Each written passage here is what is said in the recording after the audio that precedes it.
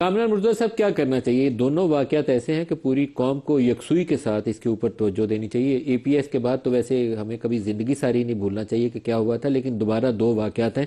وانا والا دوسرا اے پی ایس کا ایپیسوڈ دہرانے جا رہا تھا۔ اگر وہ ہمارے جوان جو وہاں ڈیوٹی کے اوپر تھے بہت ہی بہادری کے ساتھ، جنہوں نے جنہوں نے اپنی جانیں دے کر پورے کالج کی حفاظت کی، اور دوسرا اسلام آباد کے اندر ہو گیا، کیا کرنا چاہیے؟ راستہ کیا اپنائیں؟ حکمت کیا ہونی چاہیے؟ ایسا ہے کہ اگر تو آپ کی حکمت درست ہے تو پھر یہ واقعات نہ ہوتے، اور اگر آپ کی حکمت درست نہیں ہے تو پھر حکمت کو جو ہے دوبارہ سے آپ کو تبدیل کرنا پڑے گا، اور اس کے لیے جو ہے آپ کو فورم چوز کرنا پڑے گا کہ کون سے فورم پہ اس حکمت کو بنایا جائے۔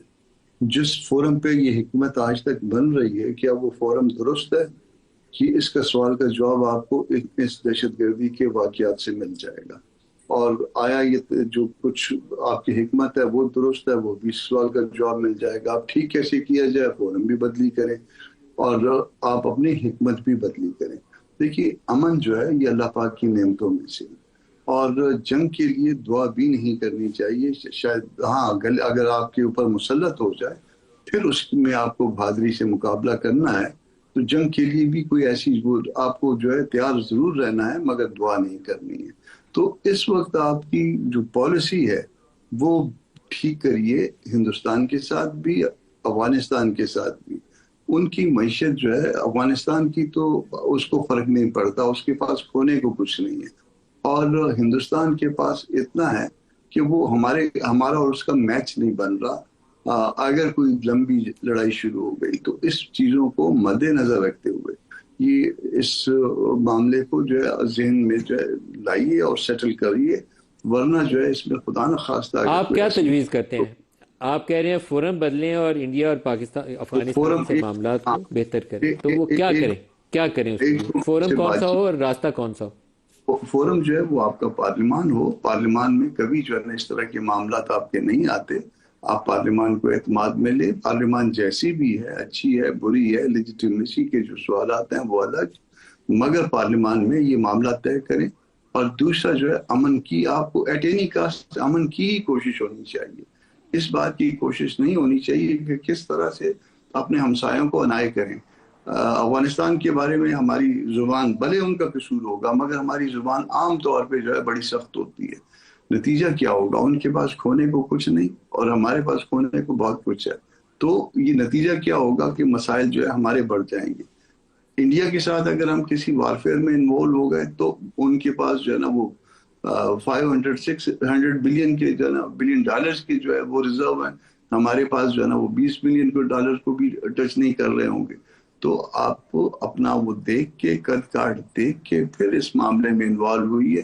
امن کے لیے جدوجہد کرنا جو ہے یہ نیکی کا عمل ہے، اور آپ کو اپنے عوام کو، اپنے جو لوگ آپ پہ ڈیپینڈ کرتے ہیں، ان کو اچھے راستے پہ امن کے ساتھ لے کے چلنا ہے، ورنہ خدا نہ خواستہ کوئی ایسے مسئلے میں ہم نہ پھنس جائیں جس کا نقصان کل ہوتا رہے، اور پھر پاکستان کا کوئی ایسا خدا نہ خواستہ ہم نقصان نہ کر بیٹھے۔ کامران مرزا صاحب، جو کچھ چیزیں ایسی ہیں جو انٹرنل یونٹی کے حوالے سے ہمیں کر لینی چاہیے۔ میرا خیال تھا کہ جو مارکہ حق نے اس قوم کو جوڑا ہے، تو سارے جتنے سٹیک ہولڈرز ہیں، وہ اسٹیبلشمنٹ ہو، سیاسی جماعتیں ہوں، پارلیمان ہو، ساروں کو کچھ عقل آئے گی کہ ہم اکٹھے ہوئے ہیں تو اس کا فائدہ اٹھائیں، دوبارہ بکھرے نہیں۔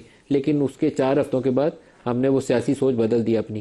اس کے اوپر ہمیں سب کو، مجھے، آپ کو، سب کو کچھ کام کرنا چاہیے۔ آپ کا رول اس میں، پارلیمان کا رول اس کے اوپر چاہوں گا کہ آپ تھوڑی سی رائے دیں۔ اس میں ایسا ہے کہ اس میں کوئی شک نہیں ہے کہ جس وقت ہندوستان کے ساتھ ہمارا یہ مسئلہ ہوا ہے تو ہم سارے ایک جگہ پہ اکٹھے ہو گئے تھے اور بالکل فوج کے پیچھے قوم کی طرح کھڑے تھے۔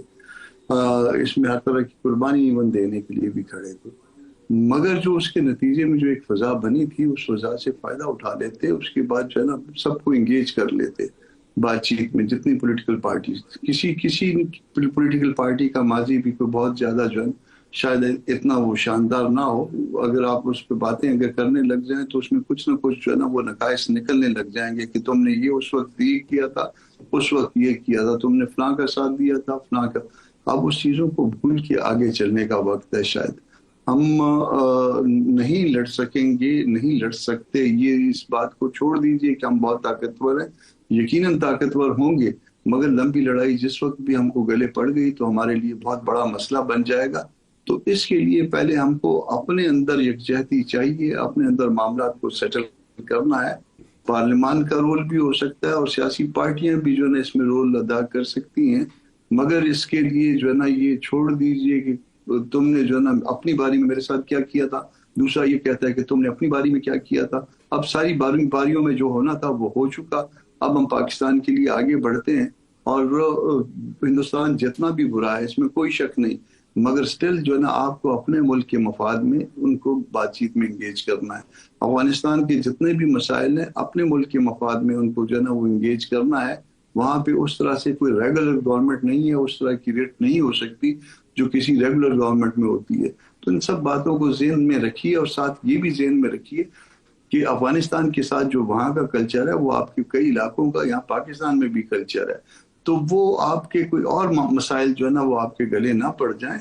ان باتوں کو سامنے رکھتے ہوئے پارلیمان کے ذریعے، سیاسی پارٹیوں کے ذریعے آپ آگے بڑھیے اور پہلے اپنے ملک میں جو ہے نا وہ آپ ایک یکجہتی پیدا کیجیے اور دین جو ہے نا دوسروں کے ساتھ جو ہے انگیج ہو کے بات چیت میں ان سے اوائڈ کریے کہ تاکہ لڑائی نہ ہو. آپ کے سامنے جو ہے نا آپ چائنا ماڈل کی بات کرتے ہیں، آپ دیکھیے چائنا کبھی جو ہے نا کسی ملک کے ساتھ لڑائی میں کامران مرتضیٰ صاحب کیوں نہیں آپ قومی اسمبلی اور سینٹ میں اس کے اوپر بحث کا آغاز کرتے؟ آپ شروعات کریے اللہ کا نام لے کر اور باقیوں کو بھی دعوت دیجیے کہ وہ اس کے اوپر اس فورم کو استعمال کریں.